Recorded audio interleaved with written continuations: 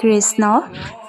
ৰাজৈ নামঘৰত অখণ্ড ভাগৱত পাঠ চলি আছে তাৰেই দৃশ্য এয়া ভদ্ৰকেন প্ৰণবে মোৰ মুখ্য উপজত পৰম নিৰ্ভয় কিৰৈ কৃষ্ণৰ লগত এহি মতে কটু বেলি কিৰণতে আছয় পাছে ৰামনে গোপ গুণ বলাজয় কৃষ্ণৰ ভীতিৰ ভঙমি দুই চকু ৰঙা আঙুলি কৰায় নাখায় অন্ধ কূপ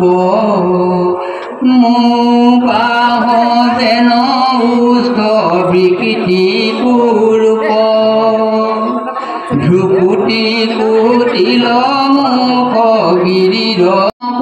পায়া পাৱৰ প্ৰহাৰ নাকৰ নিশ্বাস যেন বতাহ ভুকাই কালান্ত এয়া সকলোৰে বাবে এমুঠি সিদ্ধৰ যোগান ধৰা হৈছে।